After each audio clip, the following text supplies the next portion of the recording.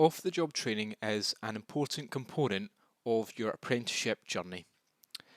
If we think about it, when you start this apprenticeship journey, you will have moved into a new role and you'll be performing tasks which you may not be comfortable and familiar with. And by the end of the apprenticeship journey, you will be certifying that you are fully competent at performing those tasks. And training is how we get you from the start of the program to the end. It's by training you and by improving your competence and confidence to perform the KSBs or the performance criteria in the workplace. So that is really what the apprenticeship is all about. So it's one of the core principles of quality apprenticeships is that you spend that 20% of your time learning and developing your skills to get you to where you need to be. It is important to understand what off-the-job training is and what's included in it, and also what's not included in it. We'll go through in detail a lot of examples of what can and cannot be included in off-the-job training, but it doesn't necessarily have to be just the things which you are working towards for your apprenticeship. So for example, it's not just the time spent writing up assessments or completing activities which your assessor has asked you to do. There are activities that you'll complete in the workplace which will count towards your off-the-job training. You just can't count the hours you spend doing your regular job. So even if it is in the workplace, it's still got to be training of some kind. So if you are mentoring a colleague, shadowing a colleague, attending a training session led by your mentor or your manager or anyone else in the workplace, then that would be included as part of your off-the-job training. So it's got to be something which happens outside the normal day-to-day working environment, so your regular role.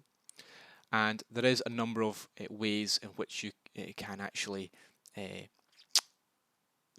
count towards this off-the-job training. So let's look at the definition set out by the funding body. Off-the-job training is a statutory requirement for all English apprenticeships. It is training which is received by the apprentice during the apprenticeship's normal working hours for the purpose of achieving the knowledge, skills and behaviours of the approved apprenticeship referenced in the apprenticeship agreement. And by normal working hours, we mean paid hours excluding overtime. It is not off-the-job training which is training received by the apprentice for the sole purpose of enabling the apprentice to perform the work for which they have been employed. And by this, we mean anything that does not specifically link to the knowledge, skills and behaviours set out in the apprenticeship. So there's a couple of things in the definition to unpack. So the first thing, it is a requirement. If you're on this programme and receiving funding for the training, then it is a requirement that those off-the-job hours are met. It should be training which is completed during your paid hours at work. That is to say, it shouldn't be something which you're asked to do at home or outside your normal working hours. If you did some training outside your normal working hours, you cannot count that towards your off-the-job hours. And the reason why they've excluded overtime is because overtime tends to be temporary in nature, so you can't plan that.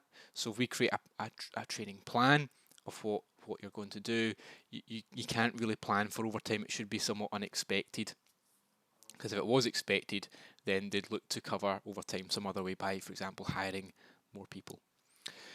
And the last paragraph there, the main point that it's trying to make there is that training which you have to do, not all training that you receive to do your job can count towards off the job. It's only the training that ties in with your knowledge, skills and behaviours for your apprenticeship. So the example that's given, if you're completing a bakery apprenticeship and as part of your role you had to know how to do a basic fix to some of the kitchen machinery, well, in the bakery apprenticeship there is no KSB for repairing equipment. Maybe you have to do that training for your job, but there isn't a KSB related to it, and because there's not a KSB related to it, you couldn't include that in your hours. So let's look at some examples of what can be counted in your off-the-job hours. So the first group is learning the theory. So this could be things such as classes and workshops. The classes and workshops can be offered by your training provider, or it could be things which have been agreed and planned with your employer. There could be lectures, online learning and webinars. This could include watching videos or completing online courses, completing a masterclass, completing relevant reading or research. Lunch and learn sessions in the workplace count towards your off-the-job hours, and any role-playing and simulation exercises. There is practical vocational training. These types of activities would include job shadowing, mentoring, attending meetings where you're learning something new, project work, professional networks, engaging in events and competitions, and visits to wider parts of your department or the business in which you work in. And the third group of activities which count towards your off-the-job hours would be learning support time. Broadly speaking, learning support time is time which is spent creating your assessments and doing things for your apprenticeship. So things along the lines of writing your self-assessments, writing your assignments, keeping your reflective journals up to date, doing any revision for any exams that you might have to do as part of your qualification, engaging in peer discussions, preparing for any assessments or exams, and any one-to-one tutorials with your apprenticeship coach, with your mentor, manager, or with colleagues. So if you have a one-to-one teach session with your apprenticeship coach or with your manager, if they take you into a meeting room and they show you a new system or a new process, then that would count towards your off-the-job hours as well. So there's a few good examples of where this can come from, and as you can see, it's not all just things to do with putting your portfolio of evidence together. It's any training activity which genuinely helps you to improve your performance in your workplace, and also relevant to KSB. So this is a sort of flowchart for the process to work out if an activity counts towards off-the-job training. So first of all, is it directly relevant to the Apprenticeship Standard Framework? If it's not, doesn't count. Okay, if it is, well, are these skills, knowledge and behaviours, are they new to the learner? Is this something that you already knew about and that you could already do, or is this something that's new to you? It doesn't count if it's not new to you, and if you're not learning something new.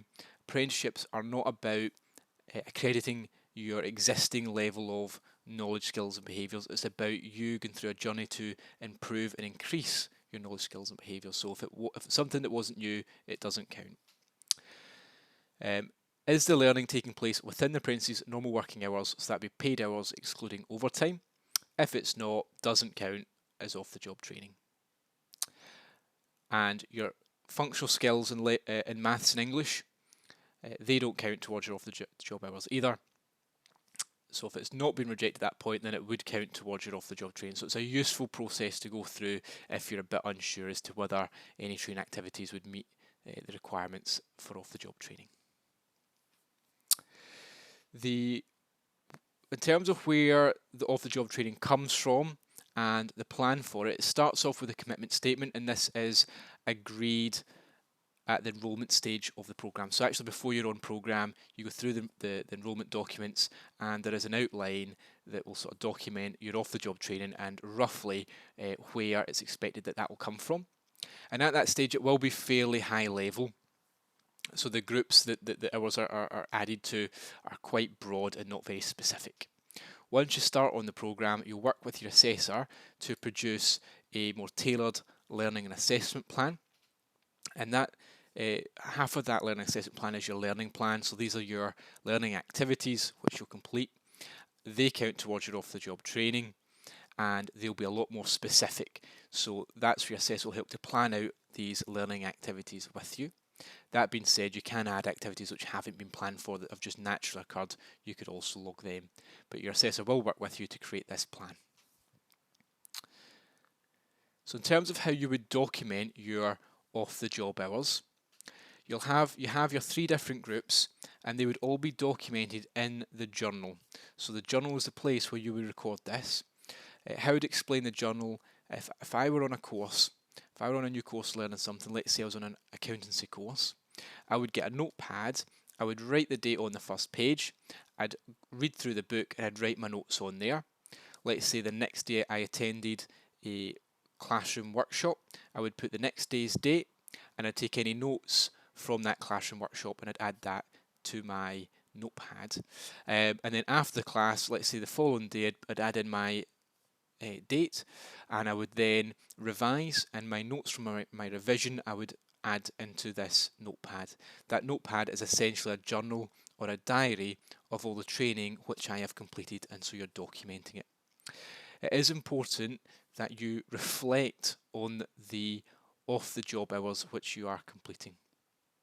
There will be an additional resource, another video that will go through specifically how you can use the journal to log hours using the e-learning platform which you are using. But just know that the journal entry as a requirement has to be kept up to date. You record your off-the-job hours in this journal, and it's important that you record both what it is what training you have completed, what type of activity it is. You should reflect upon that and explain what you've learned from completing that activity, and also the time that you've spent on it. And by completing that journal entry, that will automatically get added to your timesheet, which will total up all of your off-the-job hours.